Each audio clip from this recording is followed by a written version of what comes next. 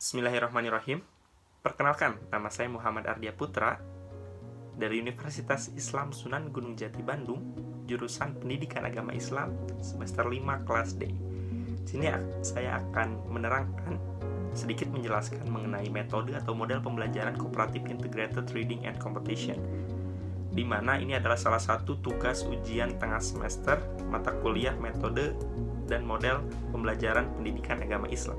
Tidak berlama-lama, berbicara tentang Cooperative Integrated Reading and Competition, atau bisa kita singkat sebagai CIRC, singkatan dari model dan metode pembelajaran tersebut. Ini termasuk salah satu model dan metode pembelajaran cooperative learning yang pada mulanya merupakan pembelajaran kooperatif terpadu yang didasari atau yang mendasarkan metode dan model pembelajaran ini adalah membaca dan menulis, yaitu sebuah program komprehensif atau cakupannya sangat luas dan lengkap untuk pengajaran membaca serta menulis, di mana semua jenjang pendidikan, tapi biasanya diterapkan pada kelas-kelas tinggi sekolah dasar gitu. Namun CIRC ini telah atau IPS dan PKN, tetapi juga pelajaran eksak seperti pelajaran matematika, IPA itu digunakan metode dan model pembelajaran ini. Model pembelajaran CIRC termasuk pembelajaran kooperatif karena semua siswa secara langsung berintegrasi dengan teman sekelompoknya. Lalu dalam model pembelajaran cooperative learning ini, siswa ditempatkan dalam kelompok-kelompok kecil yang heterogen yang terdiri atas 4 atau 5 siswa. Dalam kelompok ini tidak dibedakan atas jenis kelamin, suku bangsa, atau tingkat kecerdasan siswa. Jadi dalam kelompok ini sebaiknya ada siswa yang pandai, sedang, atau lemah, dan masing-masing siswa merasa cocok satu sama lain. Dengan pembelajaran kooperatif diharapkan para siswa dapat meningkatkan cara berpikir kreatif, kritis, dan menumbuhkan rasa sosial yang tinggi. Juga dalam pembelajaran Cooperative Integrated Learning ini atau pembelajaran terpadu, setiap siswa bertanggung jawab terhadap tugas kelompok. Setiap anggota kelompok saling mengulurkan ide-ide untuk memahami suatu konsep dan menyelesaikan tugas atau task, sehingga berbentuk pemahaman dan pengalaman belajar yang lama. Model pembelajaran ini terus mengalami perkembangan, mulai dari tingkat sekolah dasar hingga sekolah menengah. Lalu yang kedua, saya akan sedikit menyebutkan bagaimana langkah-langkah model pembelajaran Cooperative Integrated Reading and Competition ini. Yang pertama, siswa dibentuk kelompok dengan anggota 4-5 secara heterogen.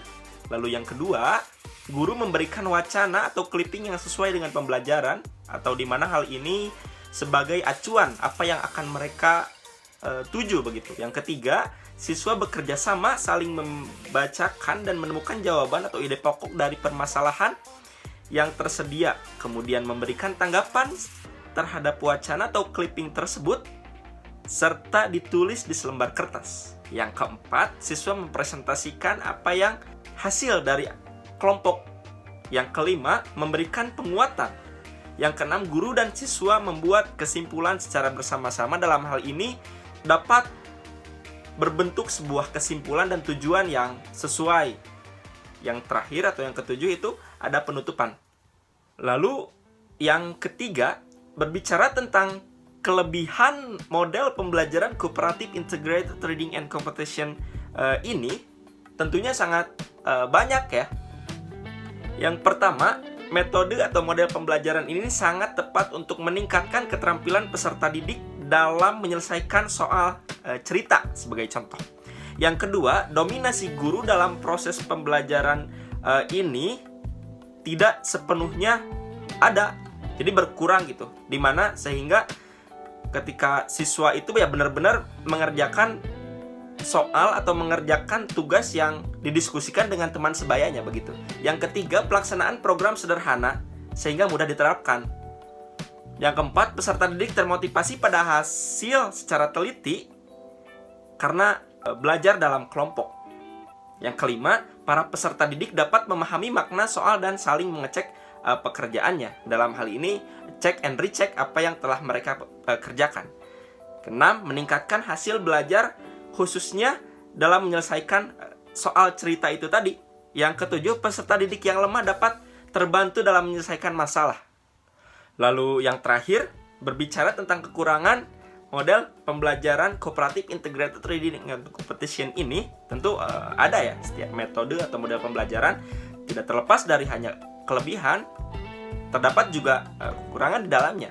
Yang pertama, metode ini kurang tepat jika diterapkan pada peserta didik yang kurang bisa membaca akan kesulitan begitu. Dimana kalau misalkan tidak memiliki dasar yang kuat, akan sulit untuk memecahkan suatu masalah yang ada di kelompok tersebut gitu. Jadi alangkah baiknya untuk dibekali minimal bisa membaca. Yang kedua, tidak diterapkan terlalu sering, peserta didik akan merasa bosan gitu.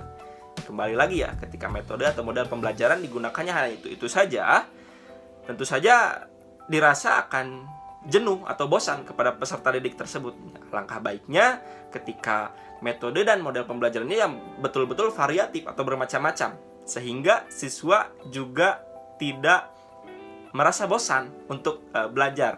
Yang terakhir, peserta didik merasa jenuh dan lelah jika diminta untuk membaca terlalu banyak. Begitu tadi yang ditekankan soal cerita, ternyata ketika terus-menerus dimasukkan atau diberikan soal cerita, dirasa murid juga ada titik jenuhnya begitu. Alangkah baiknya kembali lagi kepada guru dan pendidik untuk mahir dan bisa menggunakan dan mencari metode dan model pembelajaran yang variatif itu tadi. Mungkin itu yang bisa dapat saya sampaikan. Kurang lebihnya mohon dimaafkan. Mudah-mudahan bisa bermanfaat bagi kita semua, khususnya bagi saya pribadi. Akhirul kalam, Rabbana atina fid dunya hasanah wa fil akhirati hasanah wa qina adzabannar. Assalamualaikum warahmatullahi wabarakatuh.